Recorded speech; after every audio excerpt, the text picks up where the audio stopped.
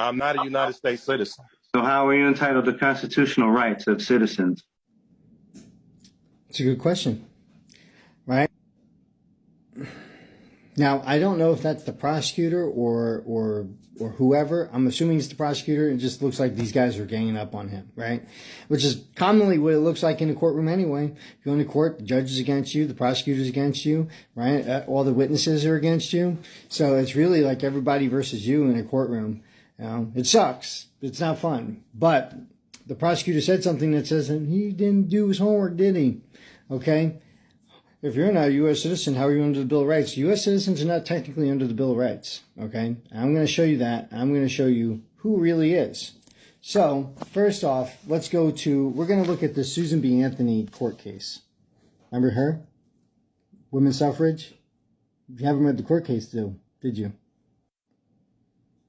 And there's a good reason why you wouldn't have read this court case, because they don't want you to read it. They make it very hard to access this court case for some reason, despite the fact that, she was, her getting arrested, a female voted at an election in the state of New York, right? And they arrested her for voting that was illegal, okay?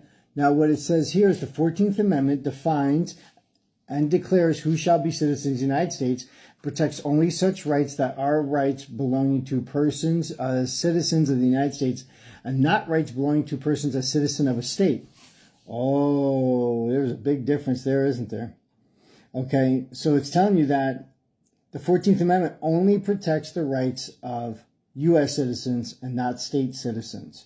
Did you even know that there was a state citizen? They don't really talk about that.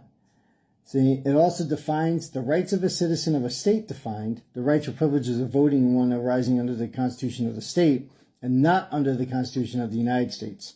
See the difference? Okay. Right there, you're saying she went and voted because she thought the 14th Amendment gave her the right to vote. But she wasn't a U.S. citizen, so she didn't have that right to vote as a female. She was only a state citizen, which means that she was under the state constitution, and the state constitution didn't give her the right to vote as a woman. So she didn't have the right because she was a state citizen, not a U.S. citizen. Okay? And it says right there, right? The prohibitor, by the way, the 14th Amendment was pretty new at this time. Okay? Look at when this came out. This is 1873. Okay? And the 14th Amendment was ratified in 1868. Okay, so 1868, so 970, so 1, 2, 3, so it's about 6 years later. So it's a brand new amendment.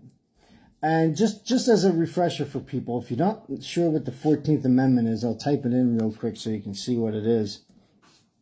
But here's the 14th Amendment. All persons born and naturalized in the United States and subject to the jurisdiction thereof are citizens of the United States and of the state wherein they reside. The first sentence tells you that there's two types of citizenship. Now, it's invalid on its face just because of that, because citizenship is defined as owing allegiance, right?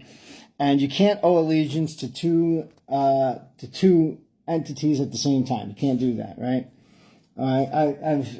Just think about it. You can't owe allegiance to a king of one country and the king of another country. One of them will behead you. Okay. And back in the old days. No state shall make or enforce any law which shall abridge the privileges or immunities of citizens of the United States, nor shall any state deprive any person of life, liberty, or property. Any person. Okay. Now we're talking about persons here. Okay. But it says it right here, and if you're not sure what legal term a person is, forget about it. We're not going to talk about it right now, but nor shall any state deprive any person of life, liberty. It doesn't say you have to be a U.S. citizen, does it? Life, liberty, or property without due process of law. Okay? Nor deny to any person within its jurisdiction the equal protections of the law. Now you could say, well, he's saying that he's not under the jurisdiction. And, that's something that the court actually has to go and adjudicate if that's true or not. They just kind of shrug it off because they don't want to talk about it. Well, that tells you a lot right there. If they don't even want to bring it up, that tells you that there might be a jurisdictional issue with this man. Okay, now, the Articles of Confederation, okay, 1777, okay, by the way, they're in force, okay? It was never repealed. Just keep that in mind. People talk about, oh, the Articles of Confederation are no good.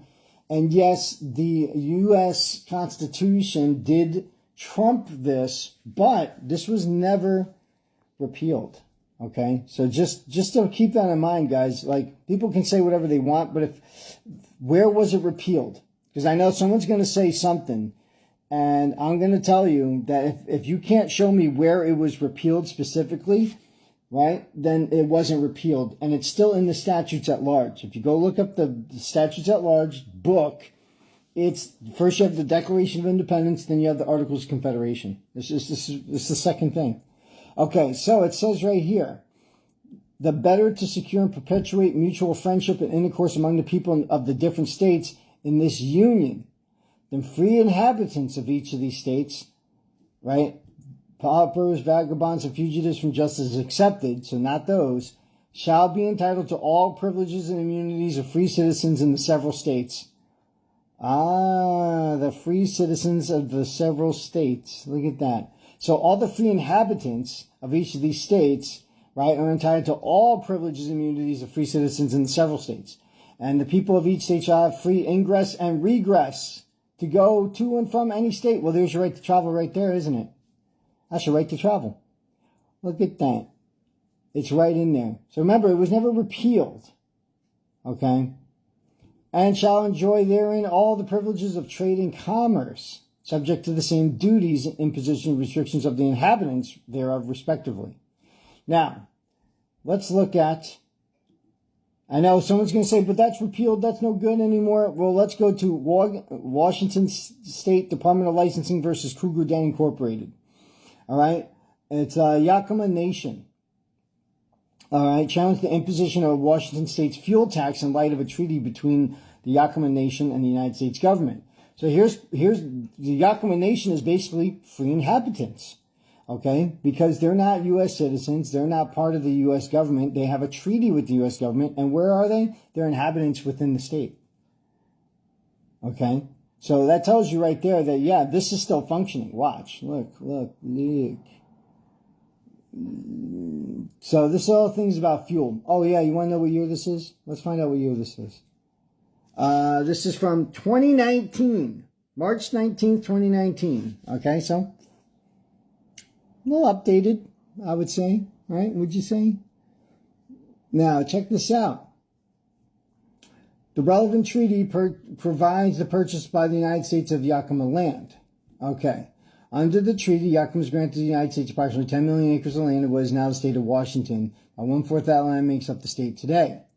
Okay. In return for this land, the United States paid Yakima $200,000, made improvements to the remaining Yakima land, and such as building a hospital and schools for the Yakimas. All right. Those reserved rights include the right in common with citizens of the United States to travel upon all public highways. Oh, what's that saying? Even the U.S. citizen has a right to travel on the highways. The right of taking fish and all the usual accustomed places in common with citizens of the territory. And other rights, such as the right to hunt. Oh, you have the right to hunt?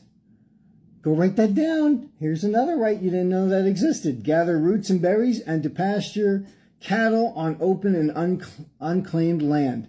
So look at that. They tell you, you, as an American, have all these rights. And any inhabitant on this land also has these rights. So that prosecutor, who I think is a prosecutor, didn't do his homework. Or he did do his homework and is just being piece of garbage. Okay? You're going to go and lie or deceive people with questions like that, those kinds of leading questions that make other people laugh and stuff like that. Look at all the comments in that video. I mean, people just talking trash about the dude who's just trying to stand on his rights. And it's just crazy how people do not know their rights and will mock people for standing on their rights when other people don't even know that they have those rights. It's a shame, all right? But this is what the educational system has done to our country.